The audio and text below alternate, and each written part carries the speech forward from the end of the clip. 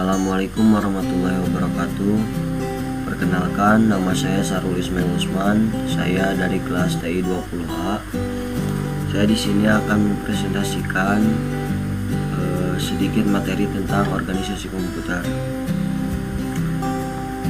Adapun pengertian dari organisasi komputer ini, yaitu organisasi komputer adalah bagian-bagian yang terkait erat dengan unit-unit operasional dan interkoneksi antar komponen penyusun sistem komputer dalam merelasikan aspek arsitekturnya.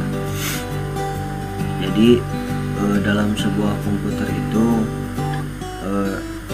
bisa dikatakan komputer karena ada komponen-komponen yang menyatu dan saling berkesinambungan, maka disebutlah komputer. Kurang lebih organisasi komputer ini yaitu komponen-komponen yang ada di dalamnya gitu.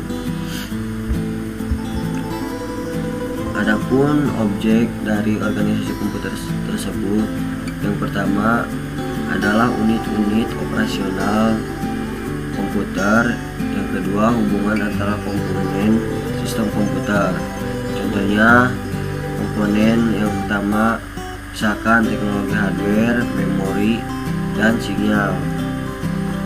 Nah, komponen-komponen tersebut saling berkaitan dan saling membutuhkan. Bila komponen tersebut tidak ada satu misalkan, maka tidak bisa dibilang komputer, dan komputer tersebut tidak dapat berfungsi.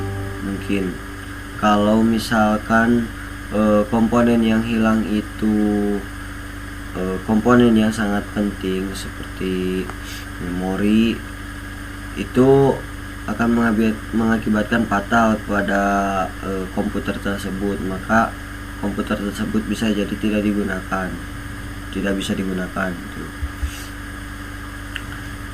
Nah, di bagian selanjutnya adalah struktur dan fungsi komputer.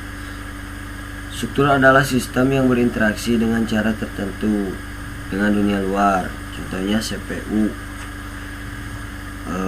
CPU itu adalah tempat di mana si komputer ini adalah otak dari si komputer ini. Jadi ketika si komputer dapat berfungsi, baik itu dalam mengolah data, menghitung, membaca, menyimpan, itu titik utamanya itu di CPU. Nah, itu. Adapun fungsi-fungsi dari komputer tersebut yang tadi dijelaskan dalam CPU tersebut, fungsinya adalah, mungkin yang pertama fungsi dari komputer, yang saya tahu ada dua fungsi. Yang pertama fungsi operasi pengolahan data. Nah, yang kedua ada operasi penyimpanan data. Maksud dari pengolahan data ini seperti tadi, membaca data, menghitung data, dan membuat data gitu. Nah, untuk fungsi operasi penyimpanan data, setelah data tersebut misalkan dibuat oleh kita, maka komputer bisa menyimpan, mengingat gitu dalam memori tadi, bahwa data yang kita buat itu akan disimpan dan bisa kita buka lagi di dalam komputer tersebut. Nah, ada satu lagi fungsi operasi pemindahan data. Fungsi operasi pemindahan data ini contohnya seperti dari komputer misalkan ke handphone. Nah, itu adalah salah satu fungsi pemindahan data.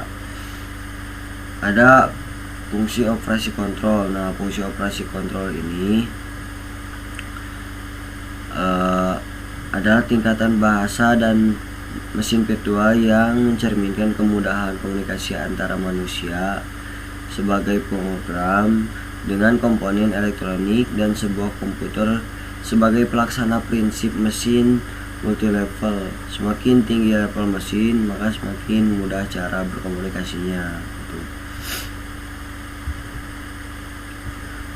Mungkin sekian presentasi dari saya, kurang dan lebihnya mohon maaf bila ada kekurangan. Wabillahi taufiq wal hidayah. Wassalamualaikum warahmatullahi wabarakatuh.